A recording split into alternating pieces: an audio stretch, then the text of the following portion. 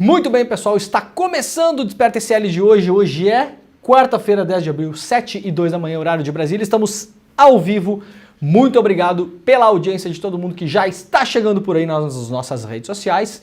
No nosso chat já está bombando, já está fervilhando, já estamos aí com milhares de pessoas. Ontem, aliás, passamos novamente o número de 20 mil aparelhos conectados, ou seja, muito mais do que isso é a quantidade de pessoas que acompanhou este programa ontem, muito mais ainda na reprise aí. Podemos dizer, Pedro Falcão, que temos centenas de milhares de pessoas assistindo este programa todos os dias, porque estamos ao vivo em todas as redes sociais e também em duas redes de televisão aberta e em duas emissoras de rádio. Muito bom dia para quem nos acompanha aí em Salvador da Bahia, através da TV Querimurê, Salvador e Grande Salvador, TV aberta. Se você quiser acompanhar e não quiser gastar a sua preciosa, amada e cara internet, você pode nos assistir pela televisão. Também bom dia para quem nos assiste lá na TVT, São Paulo e Grande São Paulo, e para quem nos acompanha no bom e velho radinho, bom dia para quem nos ouve na Rádio Brasil Atual e na Rádio Heliópolis. Muito bom dia, pessoal de Heliópolis, estamos juntos aí, né?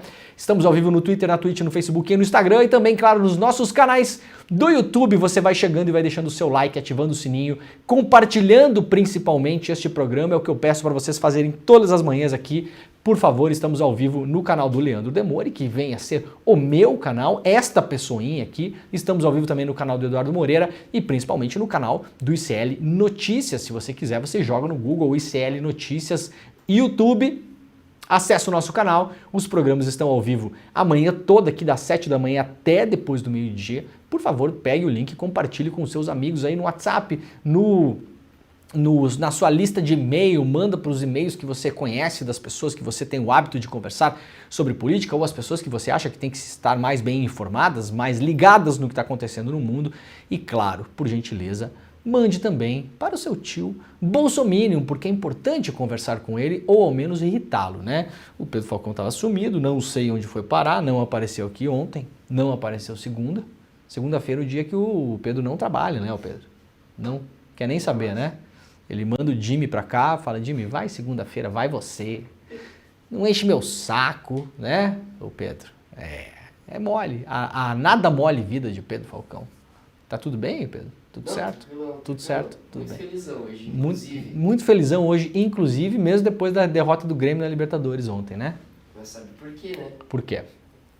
Um aninho. Esse é um grande motivo do dia. Ah, ele esqueci de comprar bolo. Eu ia comprar um bolo e trazer hoje. Vou tentar fazer sexta-feira isso, tá? Hoje, 10 de abril, completamos um ano de Desperta. Um ano. No ano passado, 10 de abril, levamos ao ar o nosso primeiro programa.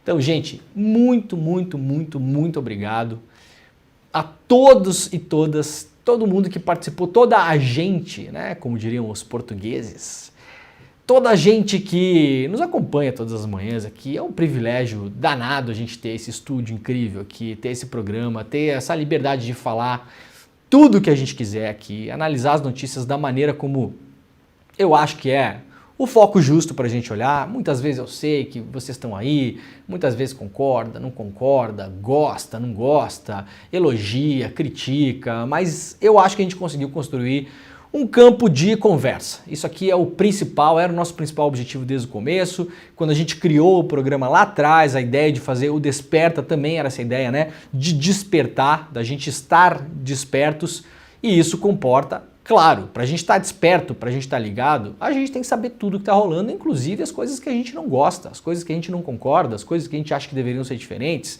né? Eu acho que o programa cumpre muito esse objetivo. Se fosse aqui para ficar duas coisas, ou só lendo notícia, 1 hora aqui, o tempo todo, eu acho que já tem programas suficientes por aí para que vocês possam se informar dessa maneira mais antiga, digamos assim. Aqueles programas mais clássicos do rádio é onde você vai ter esse tipo de programa. Segunda coisa, eu acho que se fosse aqui para a gente ficar fazendo proselitismo político e sempre falando coisas que agradam a audiência e tal, bom, deixaria a minha vida até mais fácil, né, o Pedro Falcão? Só ia trazer as coisas aqui que todo mundo gosta, vocês todos vibrariam muito no chat quando a gente sentasse o cacete no Elon Musk e no Bolsonaro e no Donald Trump e não sei quem.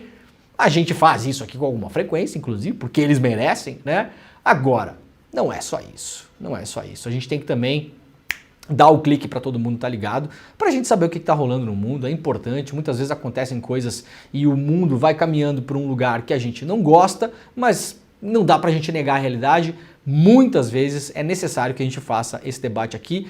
É o que eu tenho tentado fazer todas as manhãs aqui, não faria se não fosse pela companhia de vocês. A audiência do programa segue aumentando no modo absurdo. A gente começou o programa aqui, eu lembro bem, se eu não me engano, Pedro, no primeiro dia de programa nós tivemos 5, 6 mil pessoas acompanhando o programa, o que eu já achei bastante bom, ainda mais pro horário, um horário muito cedo. Já era um dos programas mais assistidos no YouTube do Brasil naquela época, e aí a coisa foi crescendo, foi escalando. Já tivemos programas aqui que fizemos mais de 30 mil aparelhos conectados, fora as pessoas que nos acompanham na TV, no rádio, e fora, que a gente nem consegue contabilizar depois, as pessoas que acompanham o programa nas reprises, porque muita gente acompanha esse programa depois que o programa já foi ao ar, ele está no YouTube, e os cortes que viajam pela internet. Então dá para dizer seguramente que a gente teve aí milhões de pessoas que tiveram contato com o Desperta ICL nesse ano que passou. Então hoje é um dia especial, eu agradeço muito a todo mundo que está por aí,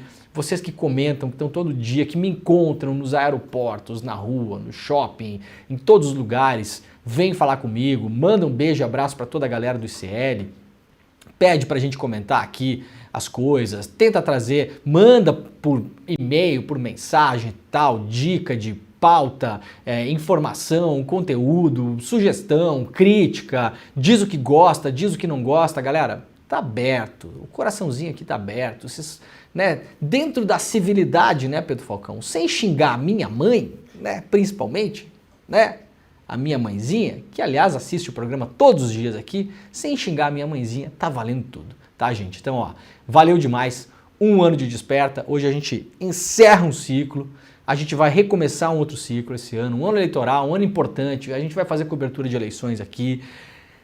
Não tá fácil a vida para quem quer ser humanista nesse mundo aí que tá rolando, a coisa não tende a melhorar muito nos próximos tempos, eu acho até que tende a piorar bastante, a gente tá num ciclo de uma contramão da história para quem tem uma visão de mundo parecida com a minha, imagino que com a maioria de vocês também. Não acho que isso vai mudar tão cedo, mas isso não vai fazer com que a gente fique, como diria o Raul Seixas, né, sentado com a boca escancarada, cheia de dentes, esperando a morte chegar, né, o Pedro Falcão. A gente vai acordar cedo, todas as manhãs, cumprir a nossa tarefa aqui, cumprir a minha tarefa que eu me coloquei de estar cedão com vocês aqui, fazer um bom programa, ter uma hora pra gente conversar, trazer o que tá rolando, falar com gente. Muita gente não sabe, porque muita gente acha que, né, Pedrinho, sentou aqui e fez o programa. Não é só isso, né, gente? Tem uma preparação, tem toda a questão do estúdio, tem uma questão técnica, a gente coloca o programa no ar aqui, tem uma questão de produção do conteúdo também, de ler tudo que tá rolando, tem uma questão que é mais importante ainda, no meu modo de ver, que é falar com pessoas, a tal chamada apuração, né? Muita gente não entende o que é apuração, né? Apuração é o que, como os jornalistas chamam, você ir atrás da informação de fato, você falar com pessoas e tal. Ontem eu fui dormir 1h30 da manhã, por exemplo, Pedro Falcão, porque queria entender melhor 2 pontos que a gente vai trazer no programa hoje aqui, né?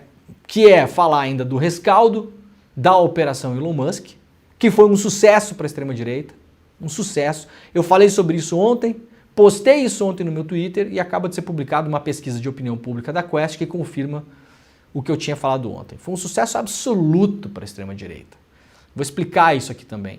E falando ontem também com algumas pessoas para entender para onde vai a tal da regulação da internet no Brasil. O Arthur Lira ontem fez um movimento que, do ponto de vista do Arthur Lira, é um movimento de mestre. E eu vou explicar isso aqui também. Então vejam, são 2 informações que não me agradam. Né, ô Pedrinho? São 2 informações que não agradam o Pedro Falcão. São informações que talvez não vão agradá-los, vocês que estão assistindo o programa, mas é importante ouvir, conversar, é o que eu tenho feito nesse ano, falando com pessoas o dia inteiro, no telefone, presencialmente, encontra um, encontra outro, conversa, entende, tentar sacar o que está rolando, longas conversas telefônicas. Ontem eu estava pretendendo dormir mais cedo, saí com o meu filho, com a minha companheira ontem, cheguei em casa, era 10h30 da manhã, pensei, oba, hoje eu vou dormir cedo, vou dormir umas 11h30, fui dormir 1h30 da manhã. Sabe quando vem aquele zap, Pedro Falcão, de uma pessoa que você sabe que é importante falar, mas você sabe que o negócio vai se estender? Veio só o zap assim, pode me ligar? Eu falei, se foi meu sono, né? Aí liguei para a pessoa e fiquei lá no telefone, chegou a esquentar o telefone na minha orelha. Então esse trabalho é feito também fora das câmeras, é um programa que dá trabalho. Não parece. Isso aqui parece uma grande várzea, Pedro Falcão, mas não é. Isso aqui é uma várzea organizada, a gente treina para fazer essa várzea aqui. É uma coisa treinada, repetindo movimentos o dia inteiro. Então, gente, muito, muito, muito obrigado e vamos para mais um ano, né? Esse ano tem muitas novidades. Fique comigo até o final do programa que a gente tem novidades importantes para quem está no grupo e também para quem não está no grupo do nosso querido Empreendedor Mestre, um curso que a gente lançou aqui para andar para outras paragens, umas paragens que foram colonizadas de fato pela extrema-direita no Brasil nos últimos tempos. O ICL vai entrar de cabeça nesse mundo do empreendedorismo, que é um mundo onde tem milhões de pessoas interessadas também em mudar o mundo através do empreendedorismo. Por que não? Obviamente sim, é lógico, mas acabou ficando uma ideia de que o empreendedorismo é uma coisa da direita. Isso é uma visão errada, torta, equivocada e construída propositalmente para colocar os progressistas, os humanistas, a esquerda brasileira, seja lá como você quiser chamar, como anti-empreendedores. Isso é falso. E a gente vai mergulhar de cabeça nisso. Não é a única novidade que tem, tá? A gente vai falar sobre isso, ó, daqui a pouquinho. O Pedro já botou o spoiler aí, mas eu não vou falar sobre isso agora não. Vou falar sobre isso no final do programa, tá bom? Então fiquem por aí, tem novidade. A gente vai fazer um evento avassalador em São Paulo em junho. Milhares de pessoas na maior casa de shows da América Latina. A gente vai lotar esse lugar. Então o ICL está indo para lugares nunca dantes navegados, tá bom? Prestem atenção. Valeu, gente. Vamos lá que tem muita coisa, né, no programa hoje. Muito bem. Lembrando que daqui uns dias nós teremos aí presentes do Desperta para vocês. A gente está preparando aqui um pacote de coisas muito legais. Muito legal. Na sexta-feira eu falei com o pessoal de marketing do ICL, a gente bateu um papo, a gente está organizando aqui um festival de aniversário do Desperta. Então quem acompanha o programa vai poder aí levar muita coisa para casa, vai ser bem legal mesmo, está tudo organizadinho já. Vamos lá então, frente fria na Argentina começa a baixar temperaturas no sul e chega na quinta-feira a São Paulo. Instabilidade provoca pancadas de chuva e vai afetar a litoral e capital paulista no final de semana. Será que está chegando já o que parece ser um outono? No ano passado a gente quase não teve inverno, né? Caixa Econômica Federal começa a oferecer financiamentos imobiliários com recursos do FGTS Futuro. A operação está disponível para quem tem renda de até R$ 2.640 e aquisição de imóveis novos e usados do Minha Casa e Minha Vida. Então, atenção, isso aqui a gente trouxe já na semana passada. Sempre que tem coisa boa que vai interessar as pessoas em geral, a gente vai trazer aqui, tá? Vai trazer. Se você ganha até R$ 2.640 por mês, que é o seu divulgado no imposto de renda, tá? Se é que me entendem. Se é o que você declara, tem dinheiro novo na Caixa Econômica Federal para aquisição de imóveis e para construção de imóveis. Beleza? Então, corra para a Caixa Econômica Federal se você está a fim de adquirir um imóvel ou construir um imóvel novo.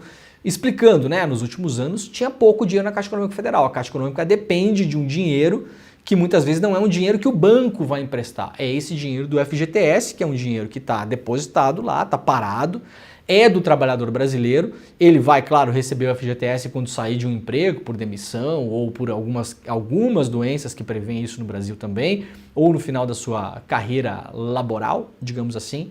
Mas enquanto esse dinheiro ficava parado, ele pode ser usado para financiar casas. E agora tem dinheiro novo na Caixa Econômica Federal. Então corre para a Caixa Econômica Federal.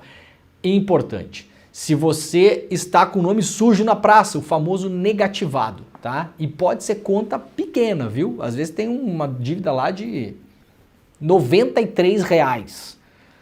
Vai dar BO lá na Caixa Econômica Federal, tá? Chega lá, bate luz vermelha e fala, não tem como emprestar dinheiro para fazer casa se você está devendo. Ah, mas é só R$ 93. A Vivo roubou meu dinheiro. Ah, claro, me cobraram uma conta que está errado. Bom, mas aí você não conseguiu recorrer, era muito caro, não conseguiu pegar advogado, não processou, não pagou, não aconteceu nada, tá com o nome sujo. não aprova o financiamento. Beleza? Então, antes de mais nada, acesse o aplicativo do seu banco ou vá até o seu banco ou até o Serasa da sua cidade, local, que você pode renegociar essas dívidas através de um outro programa chamado Desenrola, tá? Vai lá, quero ver o negócio do Desenrola. Aí o cara vai falar, não, tá aqui, você tem uma dívida aqui na Lojas Riachuelo, R$92. Quer renegociar? Aí você fala, sim, quero. E aí você vai ter possivelmente desconto no negócio e prazo para pagar, para se livrar dessa dívida e poder ter o nome limpo de novo para poder financiar uma casa ou comprar um imóvel novo, no caso desse dinheiro novo que está lá na Caixa Econômica Federal, tá bom? Então tem muita coisa legal rolando aí, infelizmente eu acho que é tudo meio mal divulgado, as pessoas não sabem, não estão ligadas, então eu estou fazendo meu trabalho aqui.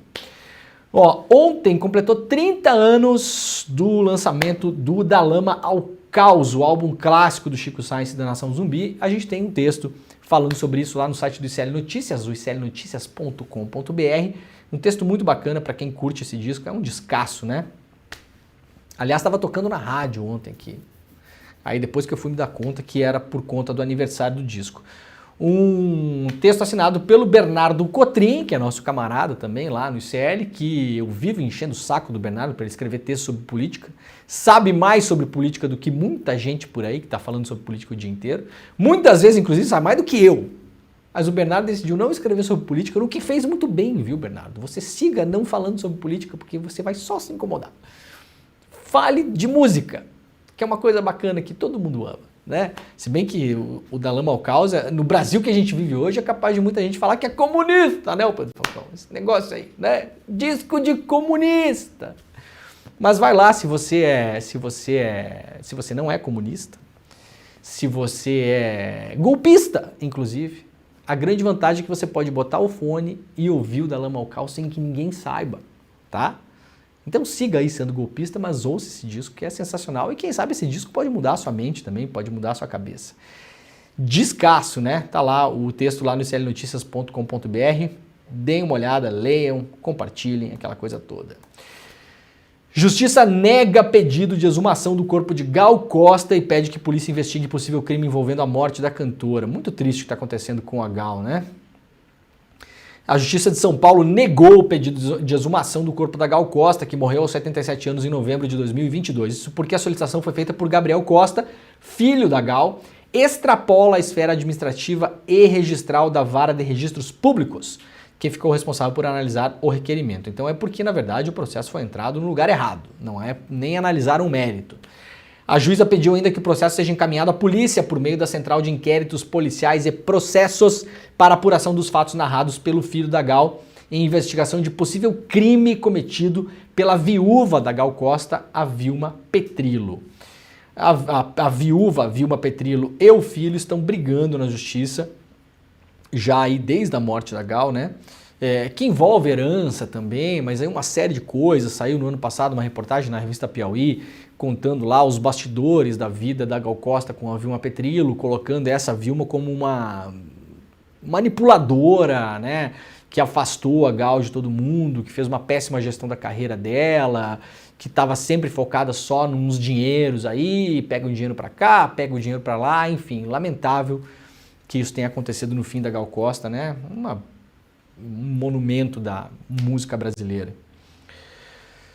Empresas de ônibus acusadas de ligação com o PCC ganharam 800 milhões da Prefeitura de São Paulo em 2023.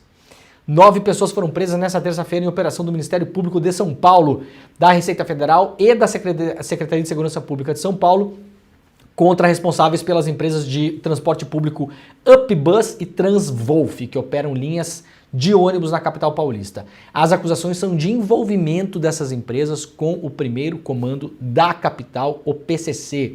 Segundo as investigações, os envolvidos exploravam o serviço de transporte para lavagem de recursos obtidos do tráfico de drogas, em roubos e outros crimes. Somadas, as duas empresas transportavam 700 mil passageiros por dia e receberam 800 milhões vindos dos cofres da prefeitura só em 2023, segundo o Ministério Público de São Paulo. Na operação de ontem foram cumpridos mais de 50 mandados. Nas diligências, 5 pessoas foram presas, sendo 3 em flagrante, em meio à apreensão de 11 armas, centenas de munições e pelo menos R$161 mil em dinheiro vivo, além de uma quantia em dólares e barras de ouro e bens de luxo, como carros e lanchas. Também houve o bloqueio de quase 600 milhões de reais de bens móveis e imóveis, né? Bens móveis é dinheiro, né? E imóveis é imóveis. Uma casa, por exemplo, é um bem imóvel. A matéria está lá no iclnoticias.com.br para mais detalhes. Segundo a Receita, essas empresas eram usadas para lavar dinheiro do PCC, ou seja, o PCC obtinha dinheiro ilegal com assaltos, tráfico de drogas, enfim, todos os negócios do PCC, jogava esse dinheiro nas empresas, as empresas simulavam que esse dinheiro tinha entrado de modo legal, e não é difícil fazer isso quando você tem uma empresa de transporte, porque você pode, por exemplo, simular o número de passageiros, jogar para a Receita Federal que num determinado mês você transportou um número X de passageiros, esse número é fictício, você transportou menos, e a partir desse momento, esse extra de pessoas que nunca entraram no seu sistema, esse dinheiro vira legal, ele vira quente, né? E tem várias formas de fazer isso, os detalhes da investigação não foram publicados, mas a mais comum, obviamente, é essa. A matéria está publicada lá no nosso site, no iclnoticias.com.br. Por 5-2, como se esperava, o Tribunal Regional Eleitoral do Paraná votou contra a cassação do mandato de Sérgio Moro. Presidente da Corte, Sigurd Roberto Begston, seguiu decisão do relator Luciano Carrasco Falavinha Souza. O Moro comemorou ontem, tem até um vídeo rodando pela internet aí, mostrando que ele fez um jantar, né, com a sua galerinha lá para comemorar. O caso agora, claro, vai para o TSE, vai subir, como se diz. Os advogados do PT e do PL vão recorrer ao TSE pela cassação do Moro, por conta ontem dessa derrota no Tribunal Regional Eleitoral do Paraná. Era já esperada uma derrota, muita gente falava em 4-3, deu 5-2. Apenas 2 desembargadores votaram pela cassação do Moro. A gente já falou sobre isso aqui bastante, inclusive já esmiuçou o voto do relator, que eu fui acompanhar ao vivo lá no site, no canal do ICL, que transmitiu, né, o julgamento. Achei que era o advogado do Moro falando, sem brincadeira nenhuma, tá? Não estou sendo irônico aqui, achei mesmo que era. Liguei lá, comecei a ver, eu falei, peraí, né? Pensei que era o advogado do Moro e o advogado ruim ainda, porque os argumentos são péssimos. Agora a gente vai esperar o recurso, tem 3 dias para fazer o recurso, obviamente os recursos já estão prontos, né? A defesa já deixou o recurso pronto. Agora vai recorrer ao TSE, lembrando que o doutor Dallagnol ganhou de 6-0 no Paraná na época e depois foi cassado no Tribunal Superior Eleitoral por 7-0. A ver como a coisa anda a partir de hoje. Estaremos acompanhando, claro, como sempre por aqui. PM do Rio de Janeiro admite ao STF que perdeu imagens de 34 casos com suspeitas de maus tratos. Vídeos das câmeras corporais foram solicitados pela Defensoria Pública após denúncias de presos em audiências de custódia. Eu tenho falado cada vez mais sobre câmera em farda de PM e tenho sido uma voz até contra-majoritária em relação a isso. Alguns estudiosos no Brasil e no mundo têm reiteradamente falando que as câmeras, da maneira como elas são usadas no Brasil, quando não há punição pelo sumiço de imagens, e não há punição. Então fica ali talvez um mês trabalhando em escritório e não vai mais para a rua, quando muito. Eu sou capaz de apostar que ninguém foi punido no Brasil porque sumiu câmera, tá? Da maneira como é feito, né? Porque poderia ser, por exemplo, você tem a câmera lá e ela faz uma transmissão online ao vivo para algum lugar. Aí não tem como sumir a imagem. Poderia ser desse jeito, não é? Da maneira como é feito no Brasil, como é que as câmeras estão sendo usadas no Brasil nos últimos tempos pela PM? Como estão sendo usadas, ô Pedro Falcão? Quando o caso é ruim para os policiais, as imagens somem. Quando o caso é bom para os policiais, elas são divulgadas para a imprensa. Sacaram como é que é o uso do negócio? Então eu sou contra a câmera? Não. Agora, a maneira como está sendo usado no Brasil, notem. Em 90% dos casos, se aparece imagem de câmera corporal da polícia, é para glorificar o trabalho da polícia, para mostrar que foi tudo certo, para mostrar uma perseguição, um enfrentamento heróico, blá blá blá. Quando precisaria mesmo, as imagens somem. Tem sido um padrão no Brasil. Prestem atenção nisso. Tem pouca gente falando sobre isso, mas tem gente falando sobre isso também. OAB do Rio de Janeiro, Comissão de Direitos Humanos, tem renúncia coletiva após pressão em defesa de Rivaldo Barbosa. Esse aqui é o Rivaldo Barbosa, lá o delegado da Polícia Civil que foi indiciado no crime da Marielle Franco. E cerca de 140 advogados que atuavam na Comissão de Direitos Humanos da OAB do Rio de Janeiro renunciaram em protesto ao que consideram uma interferência do atual presidente da OAB do Rio de Janeiro, Luciano Bandeira, para evitar a revisão de investigações conduzidas pelo delegado Rivaldo Barbosa. Após a prisão de Barbosa, o advogado Álvaro Quintão, secretário-geral da OAB e consultor da Comissão de Direitos Humanos, afirmou à CNN Brasil que o colegiado iria pedir a reabertura de inquéritos arquivados sob a condução do delegado.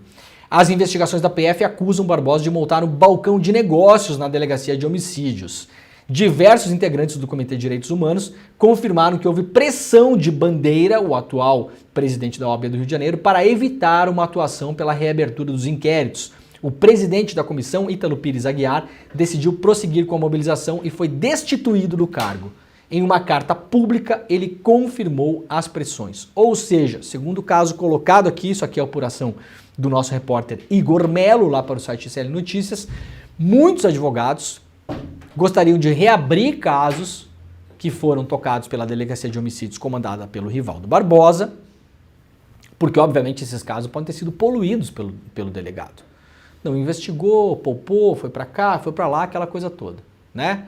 E o presidente da OAB do Rio de Janeiro, pelo que está aqui na denúncia, começou a remar contra a reabertura desses casos. O ICL Notícias publica hoje então essa matéria, para quem quiser entender o caso, está lá na capa do nosso site. CPI da Braskem, vítimas vão ao Senado e citam criticam acordo de indenização. Cerca de 60 mil moradores foram obrigados a deixar suas casas após afundamento de 15 bairros em Maceió. Tá rolando uma CPI, ninguém sabe, né? Tá rolando uma CPI da Braskem no Congresso. Pois é. Essa aqui é pouco midiática, né? Então também não tem muita atenção. Mas a ver o que acontece por lá, as vítimas foram ao Senado e criticaram o acordo que foi feito com a Braskem pelo poder público municipal para indenizar as famílias que tiveram que deixar suas casas. Bom, gente, vamos lá falar do Twitter Files. Ontem, desde segunda-feira, a gente está falando do caso Elon Musk, tá? Vamos lá. Eu espero que seja o último dia que eu falo sobre isso aqui, tá?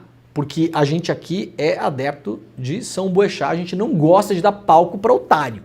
Mas quando o otário está interferindo na conversa pública, a gente tem que falar do otário, não tem jeito.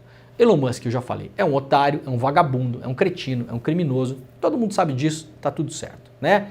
Curiosamente, as mesmas coisas que aconteceram no Brasil em relação ao Twitter aconteceram na Índia também. Vocês sabiam disso? Aconteceram na Índia.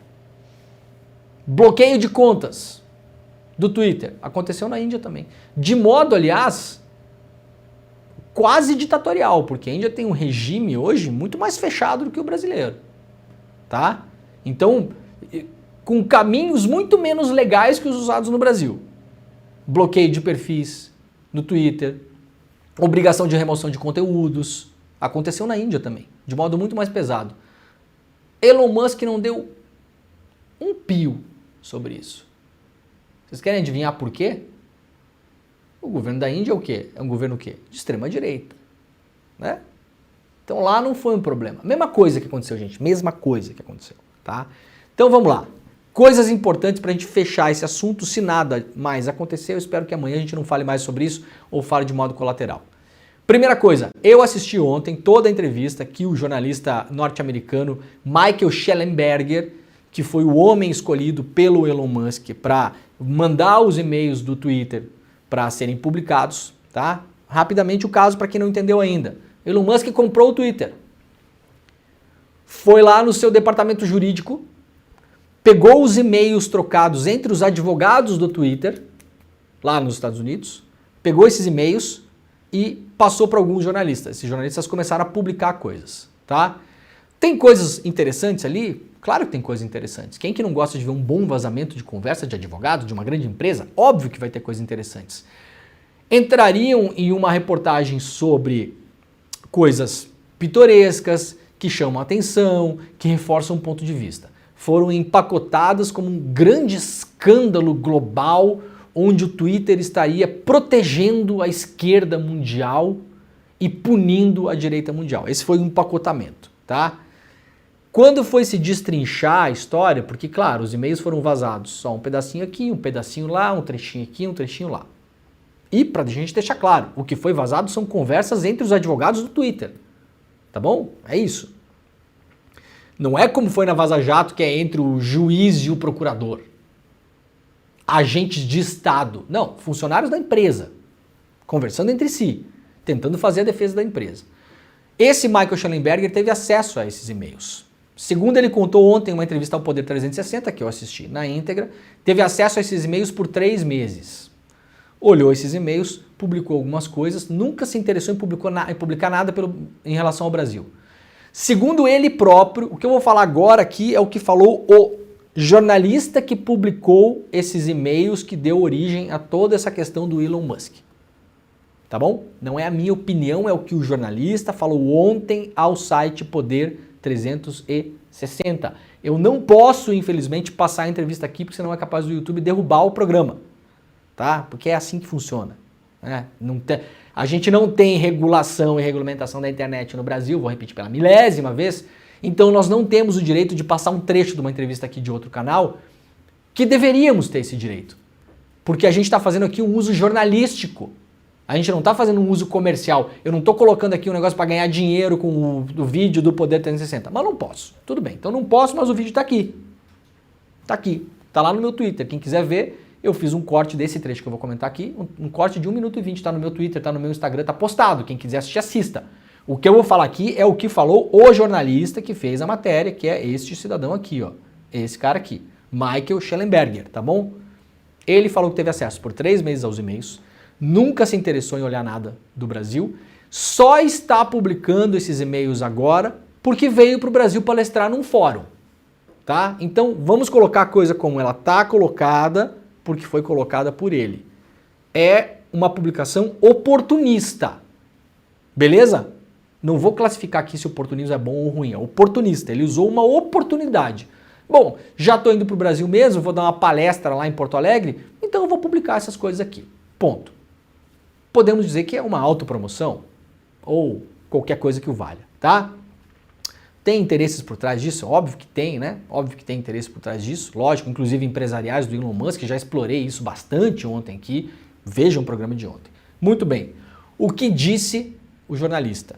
O que é que tem nesses e-mails publicados até agora? Repetindo, não são coisas de autoridades, são conversas entre os advogados da firma, os advogados do Twitter. Entre eles e com os advogados do Twitter aqui no Brasil, para tentar tomar as medidas judiciais cabíveis, fazer a defesa do Twitter, da empresa, como prega a nossa legislação, tudo certinho, tudo dentro da lei, tudo beleza, tá? Para demandas que eram feitas para o Twitter, demandas judiciais. Olha, eu quero informação dessa pessoa aqui, né? Como é que é o nome disso, gente? Quebra de sigilo telemático. Vejam que escândalo! O Ministério Público de São Paulo está pedindo informações privadas sobre uma pessoa. Que escândalo! O nome disso é quebra de sigilo telemático quando acontece esse tipo de coisa. O Ministério Público pode pedir informações, a defesa do Twitter pode negar, como negou, aliás. E depois o Ministério Público pode pedir essas mesmas informações para o juiz pode negar ou aceitar. É assim que funciona, tem gente escandalizada com isso. A gente está em 2024, tá? É assim que funciona. O nome disso é quebra de sigilo telemático, gente. Vocês não sabiam disso? Isso é o mesmo nível que falar que escândalo, a polícia pediu para a justiça para acessar o celular do Marcola. Informações privadas. O nome disso é quebra de sigilo, tá? Para quem não está ligado, é importante. De repente a pessoa não sabe. Estou explicando aqui para quem não sabe.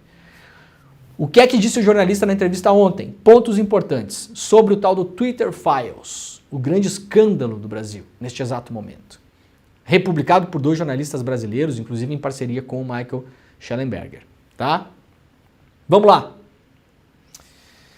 O que disse o Michael Schellenberger ontem em entrevista ao Poder 360? Vou até levantar.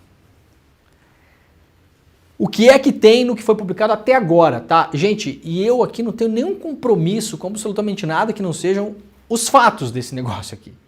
Se amanhã o Elon Musk liberar outros documentos e forem outras coisas, eu volto aqui e falo, olha, agora tem documentos novos, tem outras coisas. A gente vai avaliar, tá? O que temos hoje publicado como um grande escândalo, e engraçado que isso foi meio empacotado assim, copiando a Vaza Jato, achei bem engraçado. Inclusive com um jornalista gringo falando com um sotaque, né? Foi muito bem pensado, tá? A gente tem que reconhecer. É muito bem pensado. O que é que tem lá dentro? Apenas e-mails internos entre advogados da própria empresa. Primeira coisa.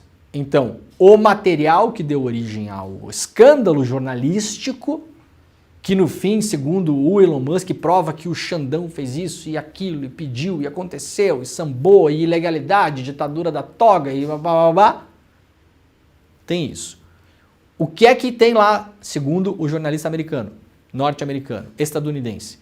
Nenhum documento oficial da Justiça Brasileira fazendo requisições.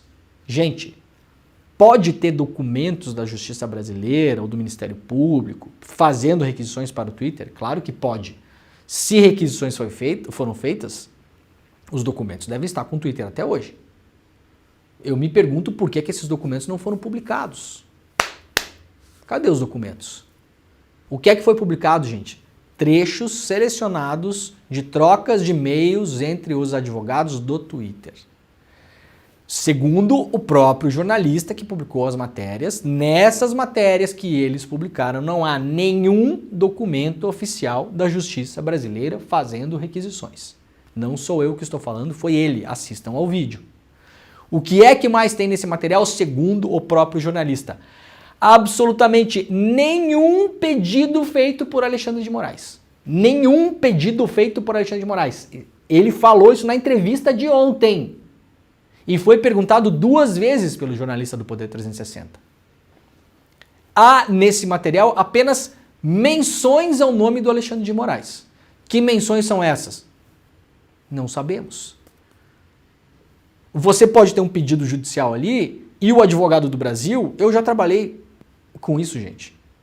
5 anos no Intercept com os advogados aqui do Brasil falando com os advogados de Nova York. Você tem que explicar para os advogados gringos o beabá da Justiça Brasileira. Eles não sabem absolutamente nada. Nada. O que é TSE, como é que é o que o Ministério Público faz, como é que pede, o que tem que fazer, como é que funciona, não sabem nada. Então, menções pode ser, por exemplo, o advogado brasileiro falando, pois é, nós estamos no momento no Brasil que agora temos um ministro no TSE, Alexandre de Moraes, que está fazendo isso, pedindo aquilo, pedindo aquele outro, tá? O momento é esse. Então, eu vou repetir. Segundo o jornalista que publicou este, aspas, escândalo, não há nenhum documento oficial da Justiça Brasileira fazendo requisições nas matérias que foram publicadas até agora. Não há absolutamente nenhum pedido feito por Alexandre de Moraes. Nenhum. Apenas menções ao nome dele. Segundo ele, há debates internos dos advogados do Twitter, entre eles, sobre pedidos de remoção de conteúdo feito por outras pessoas, não o Alexandre de Moraes, outras pessoas. Aí o nosso colega jornalista do Poder 360, me desculpa que eu esqueci o nome dele aqui, acabei anotando, mas não vou conseguir pegar agora, tá? Fez uma boa entrevista ontem com o Michael Schellenberger. Muito técnica, fazendo as perguntas que precisam ser feitas. Segundo ele, o jornalista que publicou o Twitter Files, que gerou todo esse alvoroço, tem debates internos sobre remoção de conteúdo. Debate interno entre advogados. Olha aqui, pediram isso, como é que a gente vai fazer? O que remove, o que não remove, o que não... Feitos pelo Alexandre de Moraes? Não.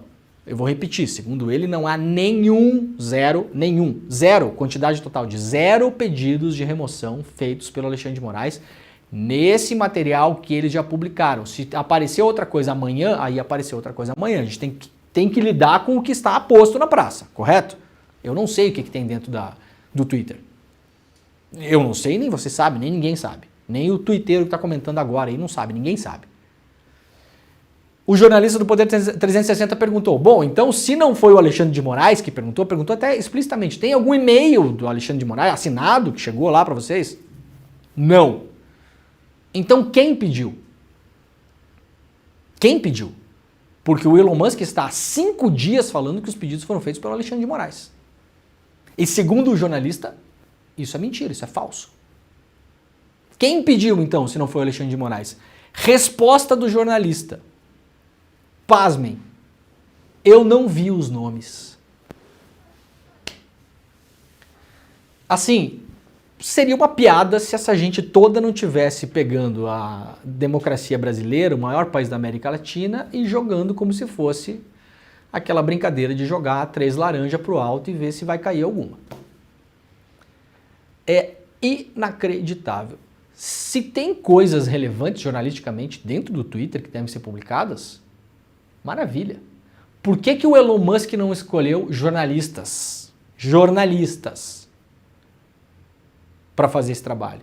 Porque aí, meus caros e minhas caras, haveria o risco enorme para o Elon Musk dessa galera fazer jornalismo. E aí a gente não veria esse negócio divulgado como está sendo divulgado. Isso aqui é um circo. É um circo. Tem a consistência de um pudim, tá? Galera, de novo, eu faço o que eu faço já há uns 30 anos, tá? Eu não teria problema nenhum em chegar aqui e falar, olha aqui, tem um escândalo aqui. Aconteceu isso. Eu estou relatando o que o jornalista que publicou esses arquivos falou ontem em entrevista. Isso aqui não é a minha opinião. Só e-mails internos, nenhum documento oficial da Justiça Brasileira, nenhum pedido feito por Alexandre de Moraes, de nenhuma ordem, pedidos feitos de remoção de conteúdo, que é legal fazer no Brasil pedido de remoção de conteúdo. Não tem nada de legal nisso. Ou vocês querem que tenha gente aí fazendo propaganda de pedofilia no Twitter e tudo bem? Querem ou não querem? É isso que a gente está defendendo? Não. Então pode fazer pedido de remoção de conteúdo? Pode. Pode, então pode. Quem pediu, senhor jornalista Michael Schellenberger? Não vi os nomes. Não sei quem pediu. Ah, um promotor lá de São Paulo desconversou. Uma hora ele falou assim, tem um pedido, acho que é de um promotor de São Paulo. Tudo para esvaziar a verdadeira intenção dos pedidos e os autores para continuar jogando o caso em cima do Alexandre de Moraes. A Estela Aranha, advogada especializada nesse mundo digital toda, foi atrás da informação para saber quem pediu, pelo menos um dos pedidos. Segundo Schellenberger, escreveu ela aqui no Twitter, ele afirma que a sua cruzada no Brasil começou quando descobriu os arquivos do Twitter, que foram mandados para ele, claro, em que Alexandre de Moraes e outros funcionários do governo ameaçaram processar criminalmente o advogado do Twitter no Brasil se ele não entregasse informações privadas e pessoais. Atenção, segundo esse mesmo jornalista, o Alexandre de Moraes ameaçou processar criminalmente o advogado do Twitter no Brasil se ele não entregasse informações sobre pessoas que a justiça, que o Alexandre, em tese, estaria pedindo. O que contradiz absolutamente o que o próprio jornalista falou em entrevista ontem. Não há nenhum pedido do Alexandre de Moraes. Nenhum, zero. É o que diz o jornalista, galera, tá bom? Não é o que eu acho. Foi o que disse ele. Ah, mas tem esse e-mail aqui, não sei o quê. Então tem que mandar o e-mail que o próprio cara publicou para ele próprio. O que a Estela Aranha descobriu, galera? É o seguinte. A troca de e-mails dos funcionários do Twitter, que o jornalista norte-americano publicou, uma delas, se refere a uma ação do GAECO e do Ministério Público de São Paulo. Lembram que eu falei que lá no Poder 360 ele se fez de desentendido e falou, não, eu não lembro o nome, não vi os nomes, mas eu acho que era um procurador de São Paulo. Ponto, esquece isso porque o nosso foco aqui é falar do Xandão. Tá? Mas o Xandão fez algum pedido? Não. Mas tem algum e-mail do Xandão lá para vocês? Não tem nenhum e-mail do Xandão. Mas quem fez? Ah, não lembro, eu acho que tem um cara lá de São Paulo. Quem é o cara de São Paulo? A Estela Aranha foi lá descobrir. Quem é o cara de São Paulo? Ministério Público de São Paulo pediu acesso a dados cadastrais no seu poder legal de requisição, visando prender uma liderança do PCC em uma ação contra o tráfico de drogas. A discussão jurídica desse processo nada tem a ver com liberdade de expressão, escreve a Estela Aranha. A lei permite requisição pelo Ministério Público de dados cadastrais em sede processo de investigação. O MP de São Paulo pede o e-mail e telefone de um perfil identificado como ligado ao crime organizado. O Twitter nega 2 vezes o fornecimento desses dados. Tudo certo, negou o fornecimento. Foi lá e falou, não vou entregar. Aqui pra gente no Twitter é mais importante a privacidade desse cara aqui, que é investigado por ser um criminoso do PCC, do que resolucionar um caso de tráfico de drogas. Não vou entregar, essa foi a posição da empresa. O MP abriu investigação alegando que o não fornecimento desses dados incorre no crime do artigo 21 da Lei de Organizações Criminosas.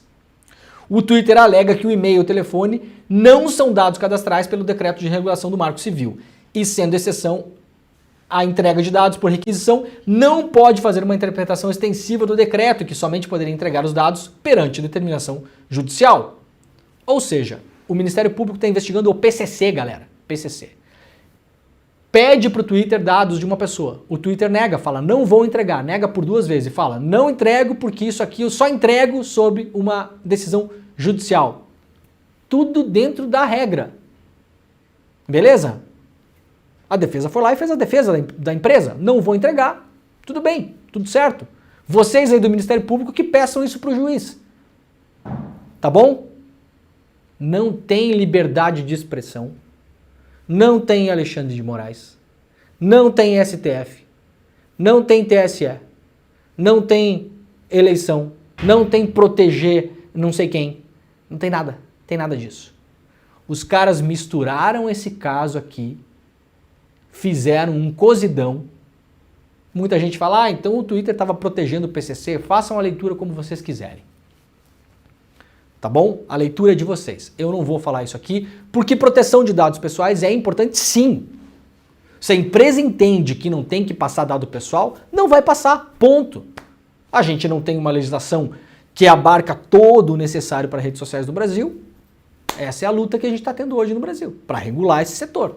Em casos como esse, deveria passar ou não? O Twitter falou, não vou passar. Ah, mas é um cara, a gente está investigando o PCC. Ah, mas eu não vou passar. Não vou passar. Ponto. Peça para o juiz. Vire-se. Isso é um embate entre advogados e Ministério Público. Não há nenhum escândalo nisso. Isso aqui foi misturado junto com Xandão, liberdade de expressão, soltou o Lula, persegue o Bolsonaro, blá blá blá, blá blá blá, blá blá blá. Esse caso jornalístico, como ele está colocado hoje, ele é uma farsa. Poderia haver coisas interessantes nos e-mails? Claro que poderia. Eu aposto que há, inclusive, coisas muito interessantes do ponto de vista jornalístico, com interesse público. A maneira como esse caso foi empacotado é uma peça vagabunda de marketing. Vocês entenderam o que aconteceu aqui? Agora, vamos lá para o que interessa mesmo da consequência disso tudo. Porque agora, gente, a gente está conseguindo explicar, porque agora a gente teve tempo para explicar as coisas. Teve tempo de ler as matérias, teve tempo de ver a entrevista do jornalista, a Estela Aranha conseguiu essa documentação para provar que o caso que eles estavam falando lá, nesse embate, ai que absurdo, os caras querem dados pessoais de um cidadão brasileiro. Parece que está pedindo dado pessoal de quem? Da Madre Teresa de Calcutá. Não é? Não é isso? Como foi empacotado esse negócio, pelas falas todas do Elon Musk, o Xandão tá pedindo o telefone de um cara pro Twitter e quer ler as mensagens dele, as DM, as mensagens diretas.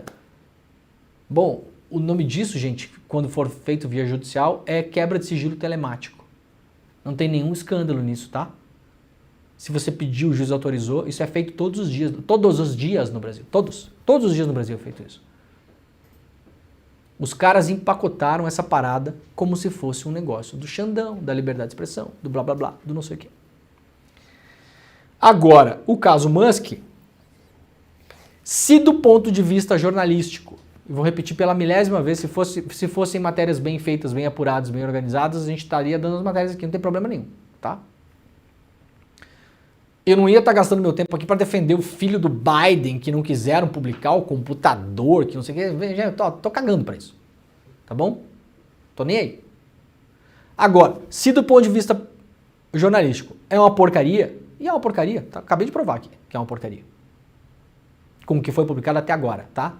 É uma porcaria. É um lixo. Isso não passaria pelo controle editorial de nenhum site. De independente, grande, pequeno, tal, não sei o quê. Qualquer editor com 10 aninhos de carreira ia começar a ler essas matérias e falar, pessoal, peraí, vamos organizar o negócio aqui que tá confuso. Esse caso aqui do Ministério Público de São Paulo é o que que é? Ah, tá, então tá, é um negócio do PCC, então a gente vai dar uma matéria sobre isso. O Ministério Público de São Paulo queria informações sobre um cara que estava sendo investigado por ser parte do PCC, tráfico de drogas. Tem Xandão aqui, não? Tem TSE, tem liberdade de expressão. Então tá, isso aqui é uma coisa. Vamos separar o negócio aqui, vamos ver o que que tem, o que que sobra. Não sobra muita coisa, tá? Não sobra muita coisa. Só que como, do ponto de vista de marketing, foi um sucesso absoluto. Isso aí deu um gás gigantesco para a extrema-direita, furou a bolha do Brasil, porque eles conseguiram levar isso para fora, tá? Se de certo modo é dado colateralmente ou ignorado pela grande imprensa lá fora, New York Times, Washington Post e tal, eu trouxe essa semana aqui, que foi colateral, né, gente? Ignorado / colateral só virou notícia, na verdade, quando o Xandão decidiu agir no domingo, que eu acho, e já falei aqui, que mandou mal. Mandou mal. Se o Xandão não tivesse feito nada no domingo, porque na prática aquela atitude que ele tomou, aquela decisão que o Xandão tomou no domingo é inócua, porque o Elon Musk aparentemente não desbloqueou nenhuma conta, não descumpriu nenhuma decisão judicial, e se tivesse descumprido, tomava-se uma atitude em relação ao descumprimento. Inócua. Aquilo lá fez virar notícia, tá? A decisão do Alexandre de Moraes fez virar notícia fora do mundo. Isso aí furou a bolha porque o mundo tá igual ao Brasil, né, gente? As pessoas consomem porcaria pelo WhatsApp hoje em dia, tá?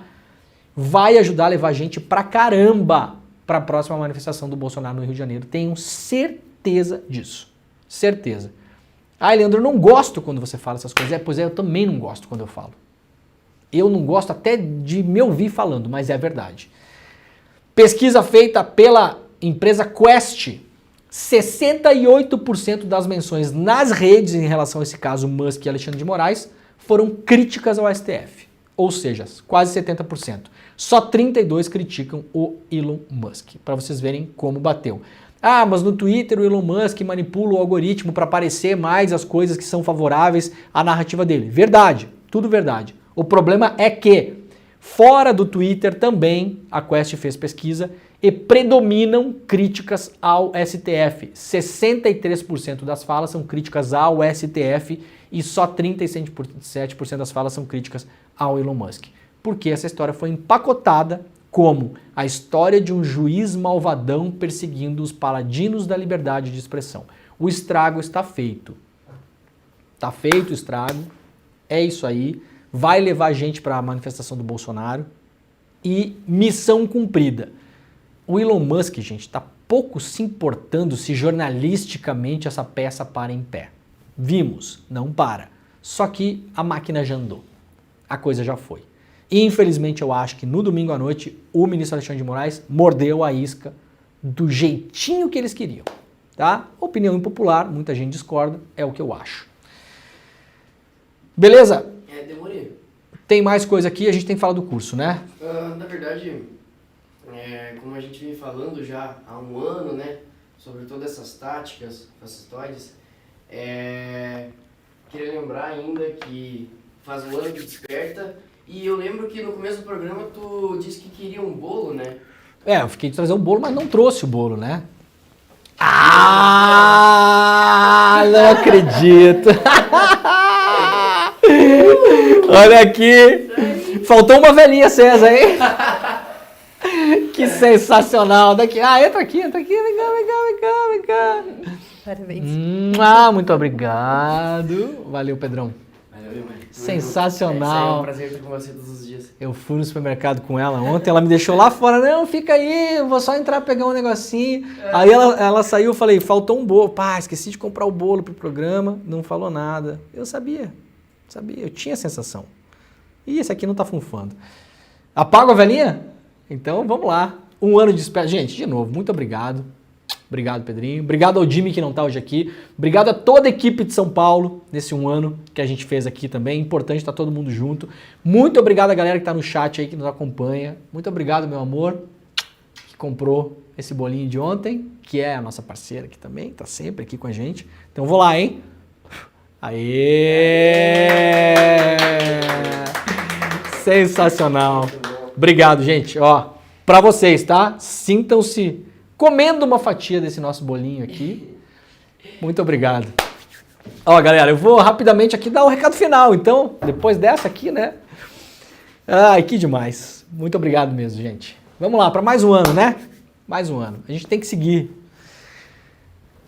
lutando, porque a coisa não tá fácil, mas também a vida continua.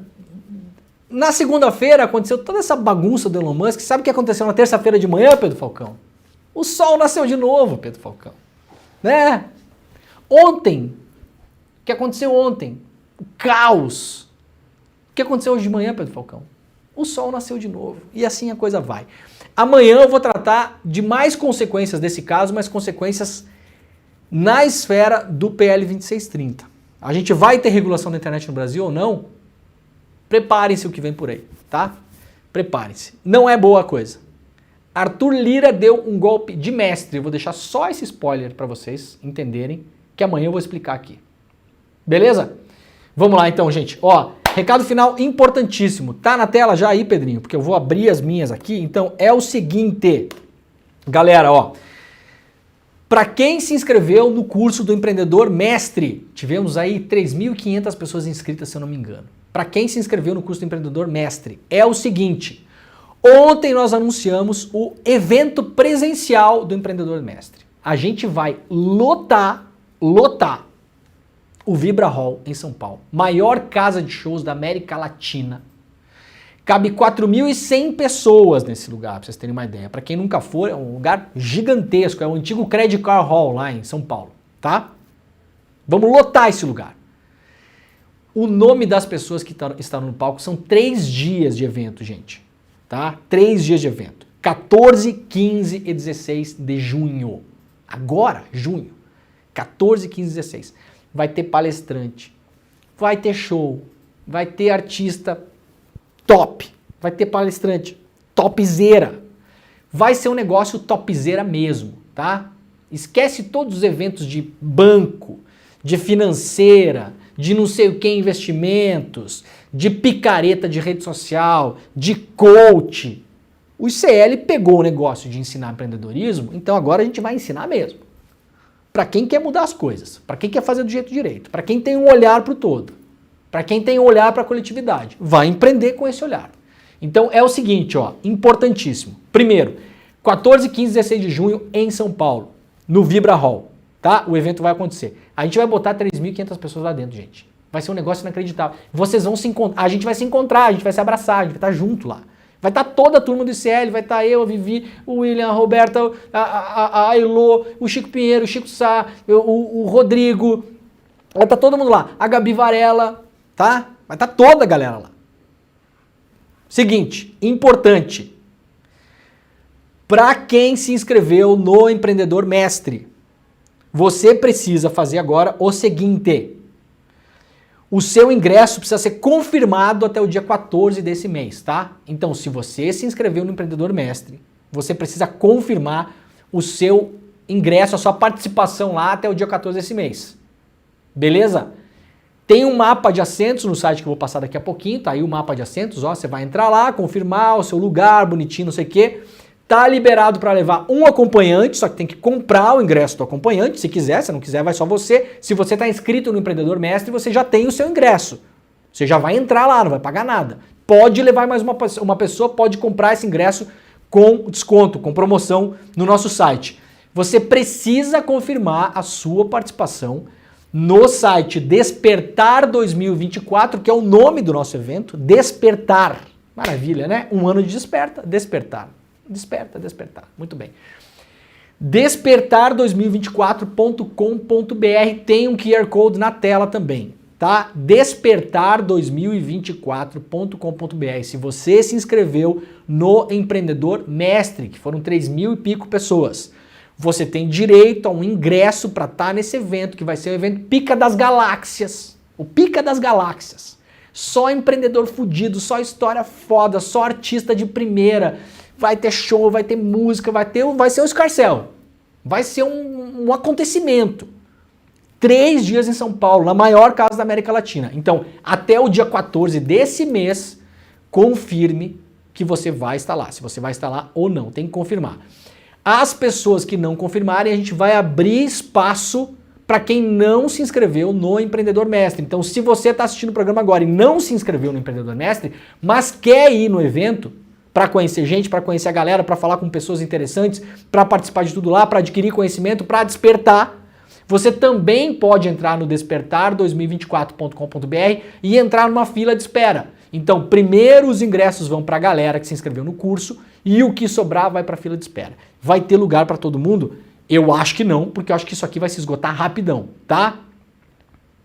Mas, se você já tem o seu lugar garantido, entra lá, confirma que a gente vai se ver lá no dia 14, no dia 15. Maravilha, espero todos vocês lá. A gente está preparando surpresas assim, ó, vocês não têm noção. Vocês não têm noção. Eu já tô ligado em vários nomes que vão estar lá. Não posso falar. Semana que vem a gente vai anunciar os nomes aqui. Dos palestrantes, dos artistas. Vai ser um negócio inacreditável. Vocês não têm noção. Vocês não perdem por esperar. Vai mudar a cabeça das pessoas nesse negócio de empreendedorismo aí. A não ser quem investimentos, que faz os eventos dele lá, eles vão começar a olhar pro nosso e vão falar, puta, a gente tem que se mexer porque o negócio subiu de patamar. Tá bom?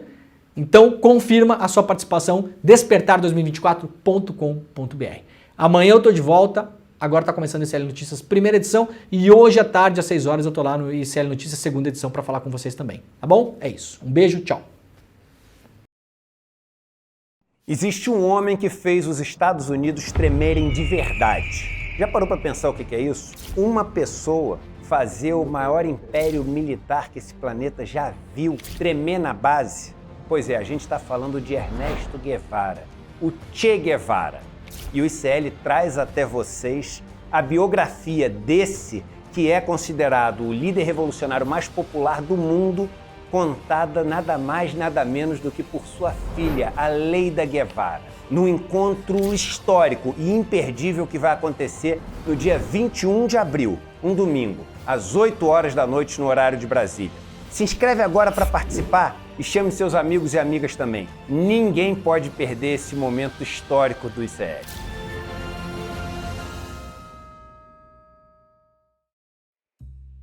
No Em Detalhes de hoje, eu converso com a jornalista Juliana Dalpiva, do ICL Notícias, que vai explicar como a Polícia Federal vai indiciar o consultor argentino Fernando Cerimedo como parte do núcleo golpista de Bolsonaro. O Cerimedo, se você não se lembra, ele chegou a se encontrar com o filho de Bolsonaro, o Eduardo, para articular a extrema-direita no mundo inteiro e também ajudou a eleger o Javier Milei na Argentina. É hoje, a partir das 10h30 da manhã, depois do ICL Notícias, primeira edição. Te espero.